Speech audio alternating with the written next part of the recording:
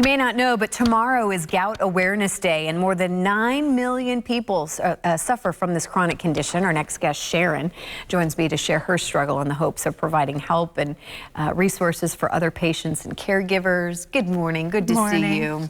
So I've heard about this. I have family members that struggle with gout. I know that it can be very painful. Your story a little unique, though. Yes. Because you've been dealing with this for many, many years, yes, and kind of just fairly recently got the diagnosis and then finally help. So tell us a little bit about your story. I've been struggling with pain and things like that since I was in my 20s. And just recently, about a year ago, I was diagnosed with gout.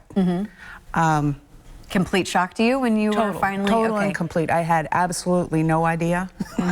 And because my situation is different. I didn't manifest like most people do with gout. Well, and kind of explain what you can, and I know you're not a doctor. Obviously, you're just someone who's been living with this, but when I think of gout, I typically think of people's feet, hurting, maybe their hands.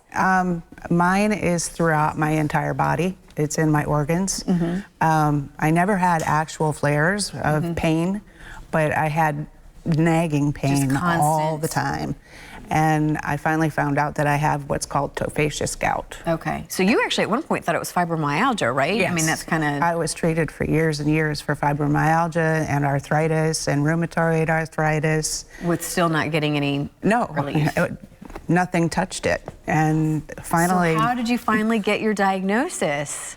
I went to a couple of different doctors until I got an answer that I could live with. And which is part of your main message, I know, this morning for people watching, that if you just still don't feel comfortable with, where things are headed, get a second opinion, get a third, get a fourth. Exactly. Don't stop fighting until you get an answer that you want, because doctors tend, first of all, not to test women for uric acid levels, because most women don't get that. Is that what gout deals with? That's what gout is high uric acid.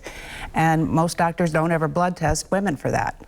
If they had done that to me in my 20s, then I would have known all the time that it was gout.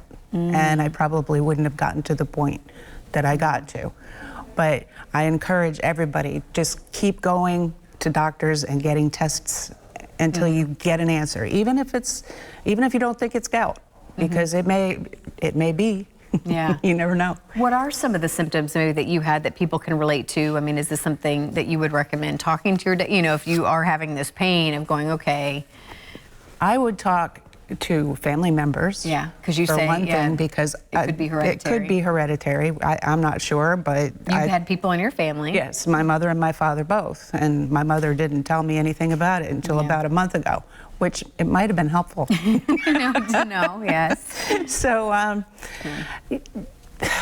it's hard to say with me, because really I got scared when I started getting the bumps on my body, which is what really told us what it was. And then I went to the doctor and I said, look, fix this. What? Yeah. So. Well, let's go ahead. There's a website I know you want to send people to, and what's your take home as we kind of wrap up and give this website out for Awareness Day? My take home is don't give up. Yeah.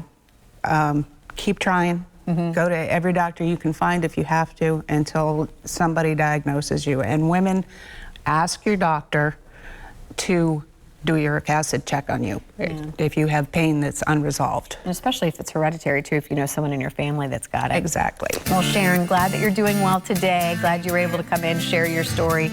And again, we'll make sure and put that on our website so it's easy. Thank you so much. Thank you.